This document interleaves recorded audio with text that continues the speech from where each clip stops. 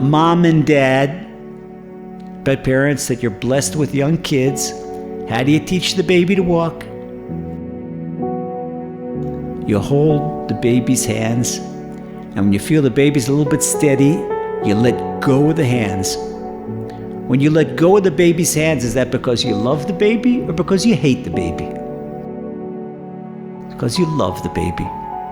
Because if you hold that baby and spoil that baby on your arms all day long, that baby's not going to learn to crawl, much less walk. That's exactly what Hashem does to us. People say, where's Hashem? I can't find him. Same thing. We'll go with the same metaphor. You're teaching the child to walk, and after the baby takes the first steps, what did mom and dad do?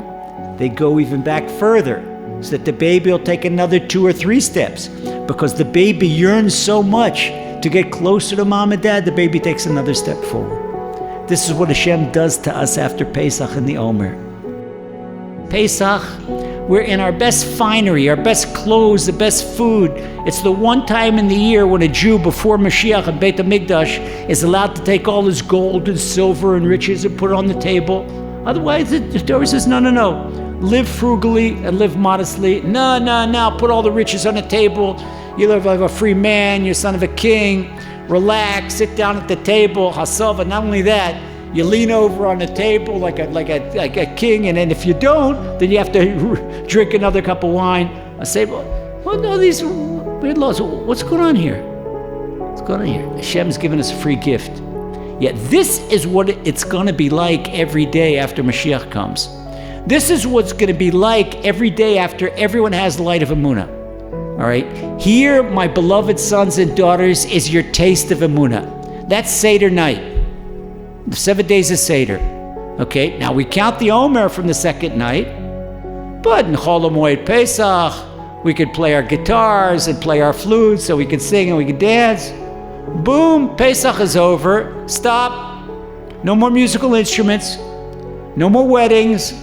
No more happiness, darkness. What's going on here?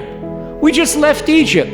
No, but now we go into that leaving Egypt was not eteruta deletata, says the Zohar. It was not your awakening. When we awaken ourselves, stimulate ourselves from down here, from below. It's eteruta de la when we're stimulated from above. It's a free gift, the light of Hashem. Somebody gets to work.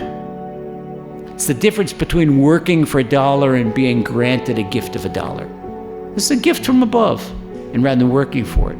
So Hashem says, now that you taste the light, now go to work. Now we can understand, says Rabbi Natan, the whole structure of the Omer.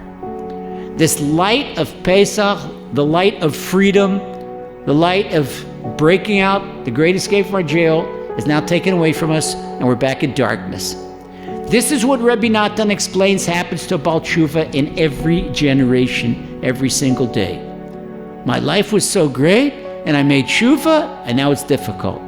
Yeah, Hashem took you out of your own Egypt, and now you've got to walk for your 40 years in the desert, and you have to find Emunah, find your own personal Eretz Yisrael, find your own personal Mashiach, find your own personal Gula. Which means, how do you do that? Find your own Emunah. Any darkness in our lives, any unhappiness in our lives, any negative emotion in our lives, anything that we're not pleased with in our lives, any complaint we have about our spouse, our children, our boss, anybody else, it's all lack of Emunah.